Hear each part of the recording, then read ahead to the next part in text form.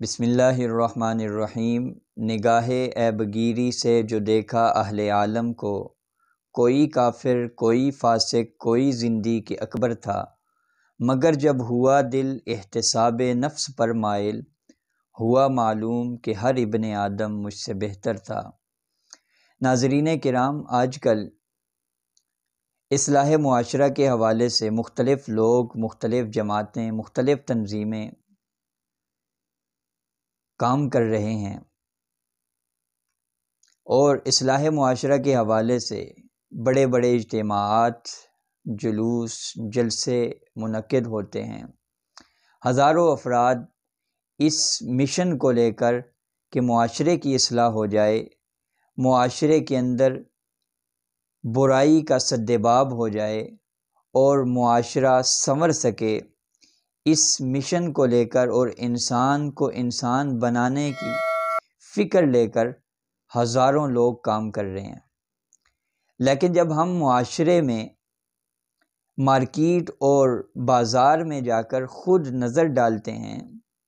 مشاہدہ کرتے ہیں، لوگوں کے حالات و احوال کو دیکھتے ہیں، تو کوئی واضح فرق، تبدیلی نظر نہیں آتی،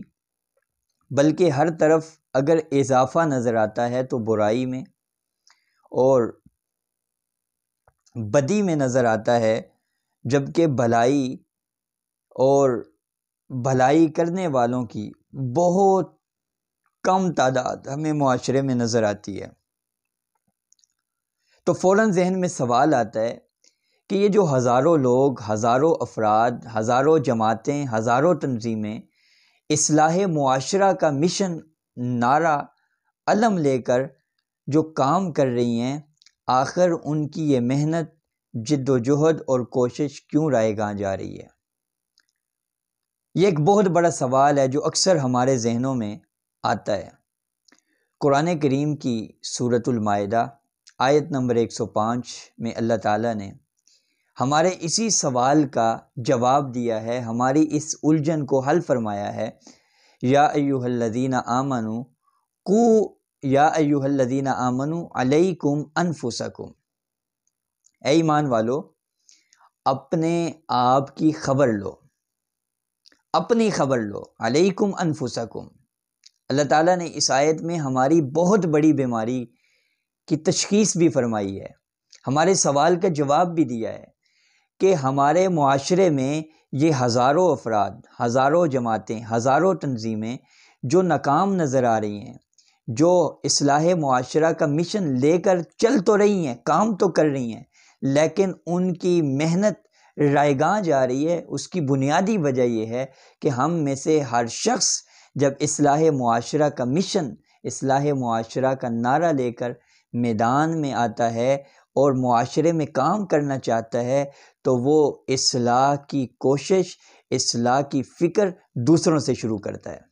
دوسروں سے اصلاح معاشرہ کروانا، دوسروں کے ذریعے سے اصلاح معاشرہ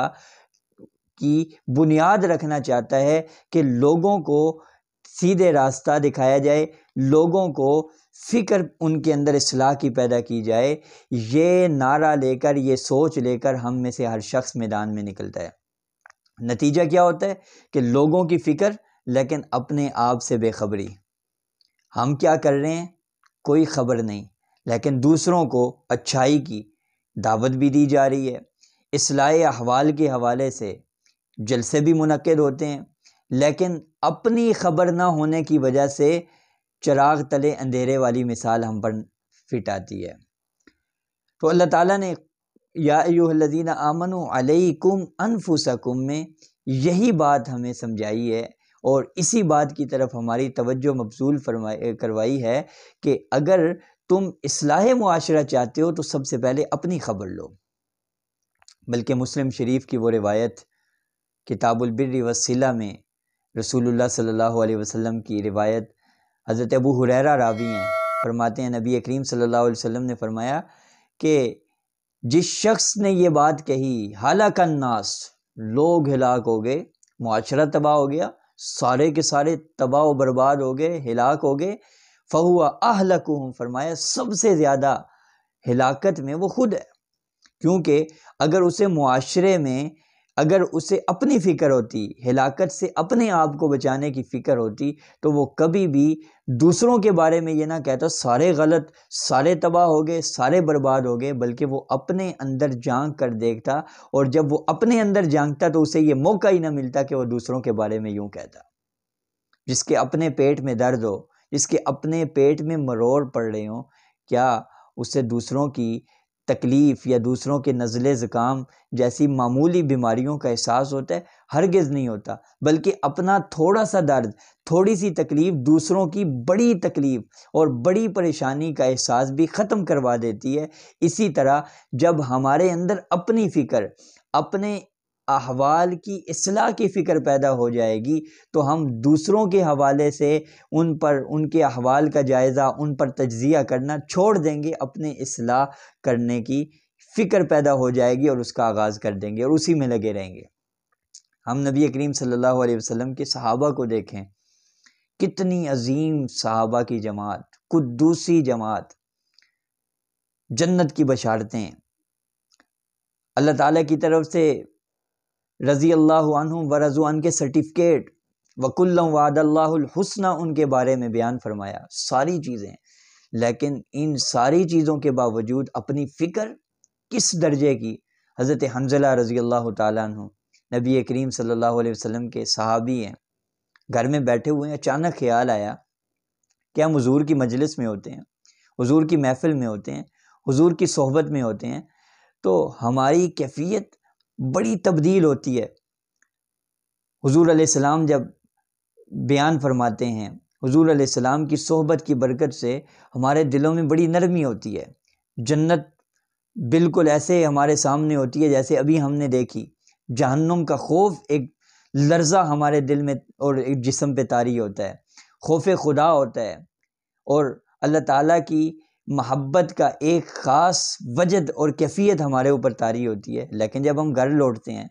بیوی بچوں کے ساتھ بیٹھتے ہیں، تو ہماری وہ کیفیت تبدیل ہو جاتی ہے، وہ کیفیت چینج ہو جاتی ہے۔ تو یہ تو منافقت ہے۔ چنانچہ حضرت حنظلہ گھر سے نکلے اور نعرے مارتے ہوئے حضور کی طرف جا رہے ہیں، نافق حنظلہ، نافق حنظلہ، نافق حنظلہ، حنظلہ منافق ہو گیا، حنظلہ منافق ہو گیا۔ تو راستے میں سیدنا صدیق اکبر رضی اللہ تعالیٰ عنہ ملتے ہیں،